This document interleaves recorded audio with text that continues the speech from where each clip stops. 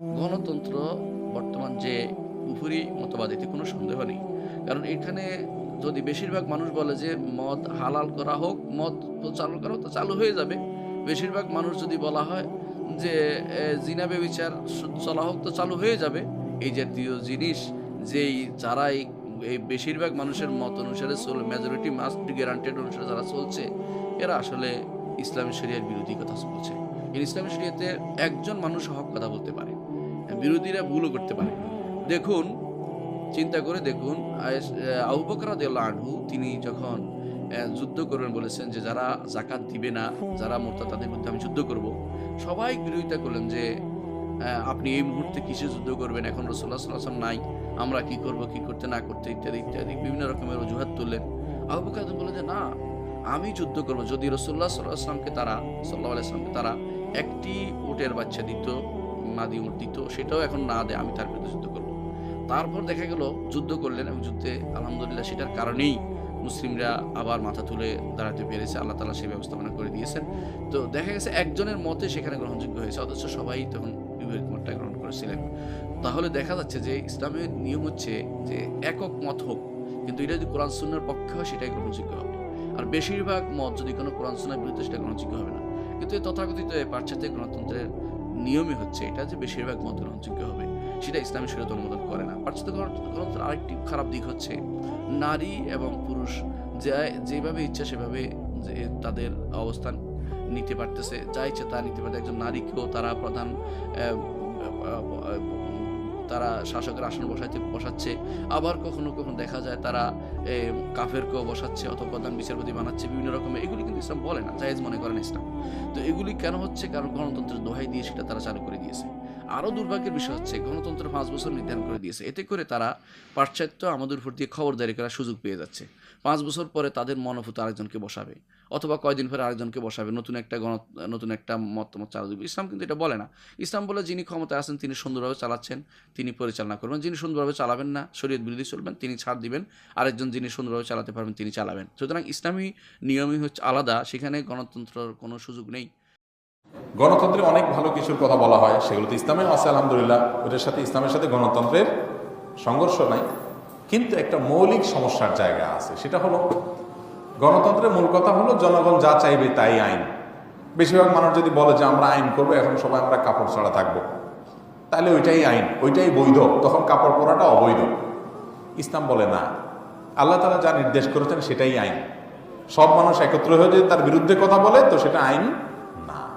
এর ইসলামের সাথে গণতন্ত্রের একটা মৌলিক পার্থক্যের জায়গা। তো এই যে মতামতের মাধ্যমে মানে দায়িত্বশীল নির্বাচন করা, শাসক নির্বাচন করা, মৌলিকভাবে এটা ইসলাম এটাকে পরিপূর্ণভাবে ডিনাই করে না। তবে সেটার রূপরেখা আছে ইসলামে ভিন্নতর, যেটা গণতন্ত্রের সাথে পুরোপুরি সব ক্ষেত্রে মিলে না। এই গণতন্ত্রের মূল কথা যদি আমরা জানি, যে গণতন্ত্রের জনক যাকে বলা হয় আব্রাহাম লিঙ্কন, যিনি সবচেয়ে পপুলার যে গণতন্ত্রের ডেফিনিশন তিনি দিয়েছেন, সেটি হলো government of the people, by the people, for the people. যে জনগণের সরকার জনগণ কর্তৃক নির্বাচিত এবং জনগণের কল্যাণে নিয়োজিত। এখানে 3টি মৌলিক অংশ রয়েছে এই গণতন্ত্রের। তো এই 3 অংশের মধ্যে গভর্নমেন্ট অফ দ্য পিপল, অর্থাৎ সরকার হবে জনগণের, জনগণ যা চাইবে সেটাই সরকারের চাওয়া হবে, জনগণেরই সার্বভৌম ক্ষমতা, আর সেই ক্ষমতাটা নির্বাচনের মাধ্যমে প্রয়োগ করবে সরকার। এই জায়গাটা হলো আকীদার বিষয়। ইসলাম বলে গভর্নমেন্ট অফ দ্য আল্লাহ, অর্থাৎ যিনি রাষ্ট্র ক্ষমতা পাবেন সেটা হলো আল্লাহ পাক রব্বুল আলামিনের পক্ষ থেকে, খেলাফত ফিল আরদ, আল্লাহর পক্ষ থেকে তিনি প্রতিনিধি হিসেবে রাষ্ট্র পরিচালনা করবেন, সমাজ পরিচালনা করবেন, জনগণকে শাসন করবেন। সুতরাং তিনি এমন আইনের দ্বারাই জনগণকে শাসন করার অনুমতি পাবেন যে আইন আল্লাহ পাক রব্বুল আলামিন কর্তৃক সমর্থিত এবং প্রবর্তিত। তো কাজেই জনগণের এই নিরঙ্কুশ এবং জনগণের সার্বভৌম ক্ষমতার এই যে বিশ্বাস, এটার জায়গাটা হলো ইসলামের সঙ্গে সম্পূর্ণ সাংঘর্ষিক।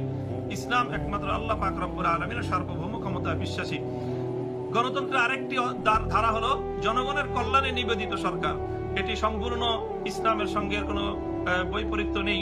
ইসলামে কথাই বলে যে সরকার এবং রাষ্ট্রপ্রধান শাসক সম্পূর্ণ জনগণের কল্যাণে নিয়োজিত হবে।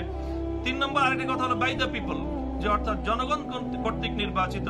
এক্ষেত্রে ইসলামের নিজস্ব বক্তব্য হলো বাই দ্য পিপল নয়, বরং বাই দ্য সিলেক্টেড পিপল, অর্থাৎ শুধুমাত্র যারা আহলুল হাল্লি ওয়াল আকদ, আহলে শুরা হওয়ার যোগ্যতা যারা রাখেন তাদের মাধ্যমে নির্বাচিত হবে।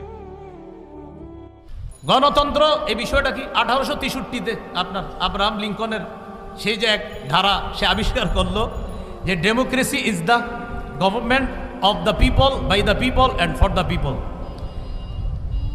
গণতন্ত্র হলো এমন একটা শাসন ব্যবস্থা যেখানে জনগণের উপর, জনগণের মাধ্যমে জনগণের ক্ষমতা চলবে, অর্থাৎ যেই নিয়ম নীতিতে জনগণের শাসন চলবে, জনগণের আইন চলবে, এটাই গণতন্ত্র। সেখানে গণতন্ত্রে দেশের মালিক হবে জনগণ আর তারা আইন করবে। আর আমরা বলি রাষ্ট্র, এটার মালিক হলো আল্লাহ।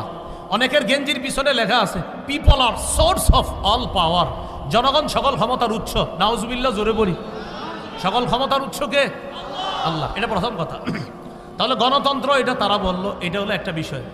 আমাদের কথা হলো সূরা বানী ইসরাঈলের 111 নম্বর আয়াতে যে কথাটা আছে, একদম সূরা বানী ইসরাঈলের সর্বশেষ আয়াত, ওয়ালাম ইয়াকুল্লাহু শারীকুন ফিল মুলক, আল্লাহর রাজত্বে কোনো শরীক নাই। বলেন আল্লাহর রাজত্বে কি নাই? শরীক নাই। দেশের রাজত্ব কার? এই আল্লাহর রাজত্বে কোনো শরীক নাই। এটা ইসলামী আকীদা যে দেশের রাজত্ব হবে এটা আল্লাহর মালিকানা, এটা গণতন্ত্র, এটা মালিক হবে না। এটা আমাদের ইসলামী মূল্যবোধে বিশ্বাসীদের আকীদা।